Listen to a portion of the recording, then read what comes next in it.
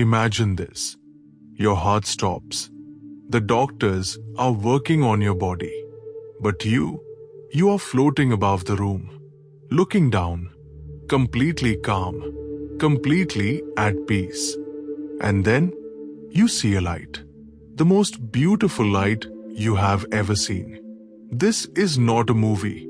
This has happened to millions of real people around the world. They call it a near-death experience. And today, we are going to understand exactly what it is, through the ancient wisdom of one of India's greatest masters, Paramahansa Yogananda. So, what exactly is a near-death experience? A near-death experience, or NDE, happens when a person is clinically dead for a short period of time. Their heart has stopped. Their brain activity has gone flat. And then they come back to life. And when they come back, they bring a story with them. Now here is what is so fascinating. These stories come from every country in the world.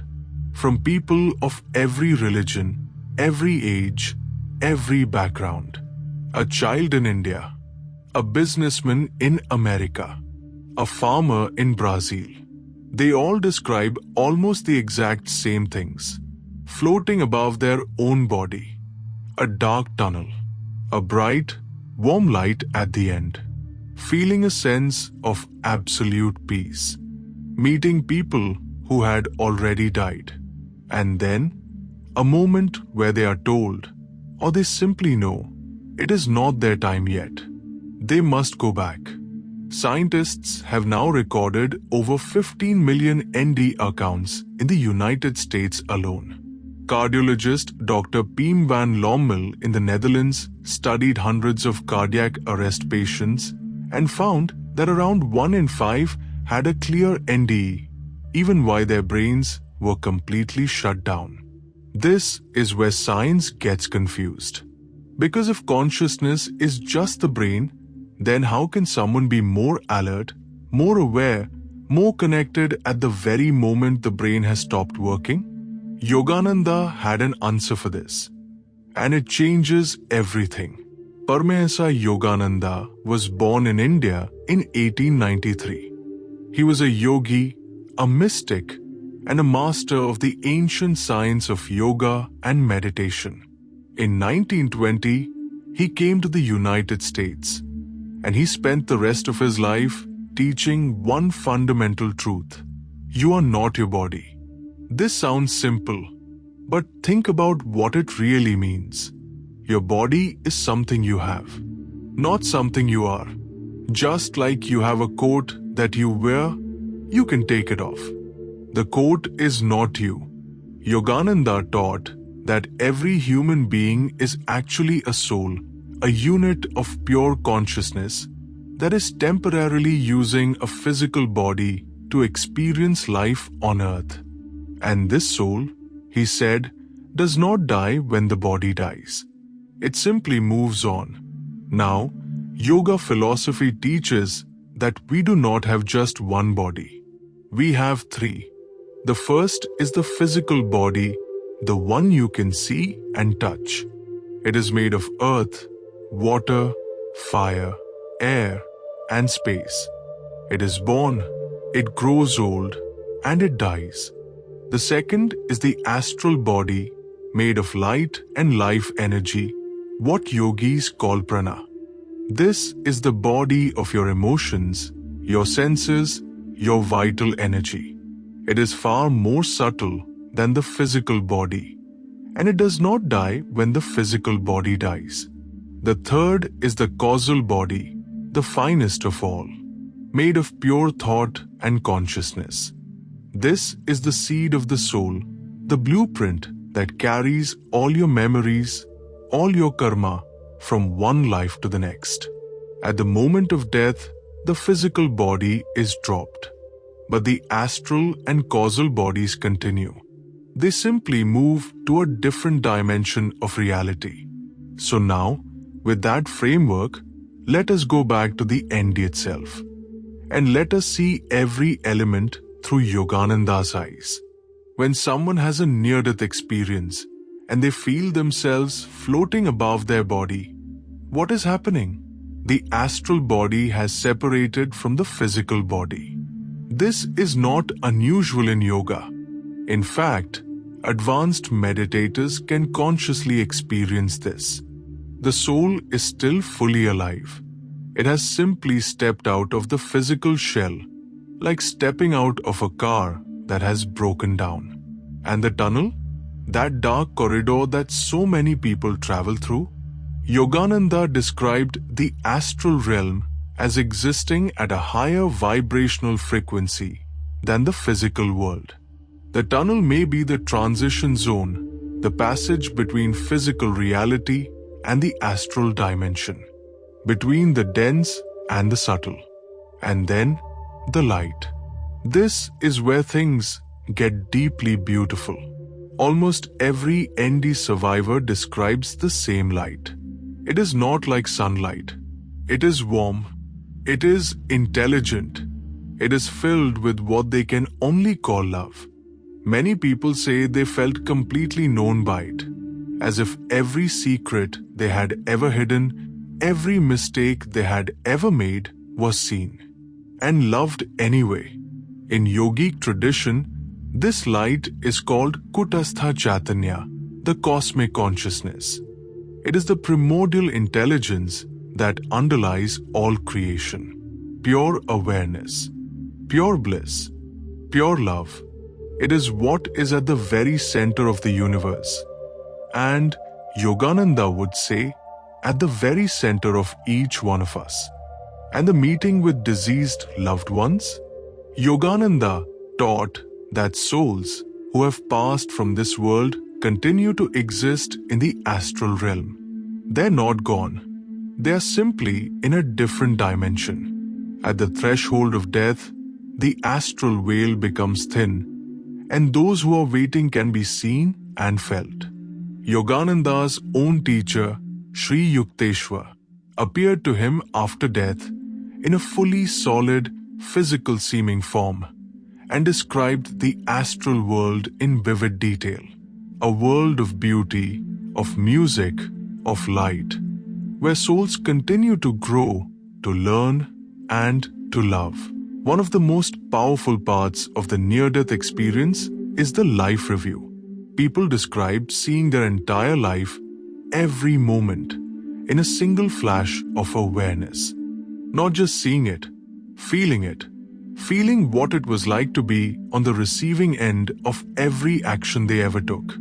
The comfort they gave a friend, the harsh words they said in anger, the small kindness they showed a stranger. All of it felt from the inside of the other person. This is not judgment. People who experience it never describe it as punishment. It is more like seeing clearly, for the very first time, without ego, without defense. How does Yogananda explain this? In yogic philosophy, there's a concept called the chitta, the field of consciousness. It holds every experience, every memory, every impression that the soul has ever had. In normal waking life, the physical brain filters this. We only access small pieces of it at a time. But when the astral body is free from the physical brain, the filter is gone. The entire chitta becomes accessible all at once. Time, which in the physical world moves in a straight line, does not work the same way in the astral realm. Past, present, and future can all be experienced simultaneously. And so the entire life review happens in what feels like an instant. Because in that state, time as we know it does not exist.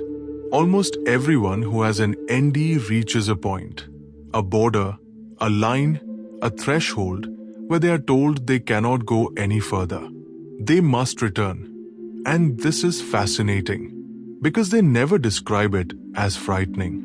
Most people say they did not want to come back. The peace on the other side was so complete, so total, that returning to the physical body felt like stepping back into a heavy coat on a hot day. So why do they come back? Yogananda's answer is karma and dharma. Karma is the law of cause and effect that governs every soul's journey. Each life is not random. It has a shape, a purpose, a set of lessons to be learned and gifts to be given. Yogananda taught that no soul leaves the body permanently until its karma in that body is complete. In an NDE, the soul may briefly experience the astral realm, but if its work here is not finished, it is returned. And this is why so many NDE survivors feel, when they come back, a renewed sense of mission. They feel they were sent back for a reason. They become more loving, more patient, less afraid of death, less attached to material things. Something in them has been permanently changed by a glimpse of what lies beyond. Now, here is what I want you to really take away from this video. Yogananda did not just teach about near-death experiences as something that happens to unlucky people. He taught that every single one of us, right now, in this life, can access the same truth that NDE survivors discover on the edge of death. The truth that you are more than your body, more than your thoughts, more than your fears and your past. And the way to access that truth? Meditation. Yogananda said, every time you sit in meditation and go inward, past thought, past breath, past the noise of the world, you are practicing the art of dying consciously. You are rehearsing the journey that every soul eventually takes. And each time you do it, you discover, slowly, gently, undeniably, that at your deepest level, you are not afraid. You are not alone. You are not separate. You are consciousness itself, temporarily clothed in a body, temporarily living a human life, but always, at your core, connected to something infinite and deathless. The near-death experience gives people a sudden, overwhelming experience of this truth. Meditation gives us the same truth, slowly, steadily, over a lifetime. And perhaps that is the greatest gift of every story that has ever been brought back from the edge of death. The reminder that what we are seeking has always been right here, inside us, waiting to be discovered. So, to bring it all together, near-death experiences are real. They are consistent across cultures. And they are pointing at something that yoga and Vedanta have been saying for thousands of years. Consciousness does not end with the body. The tunnel is the transition to the astral realm. The light is cosmic consciousness. The life review is the chitta unfiltered. The loved ones waiting our souls in the astral world. And the return is karma, unfinished work, calling the soul back. If this video opened something in you, if it made you think or feel or question, I invite you to explore Yogananda's writings, especially his autobiography of a yogi. It may be the most important book you ever read. And if you are new here, please subscribe. We explore the deep questions of life, consciousness, and spirit every week. Until next time, go gently. And remember, you are far more than you think you are.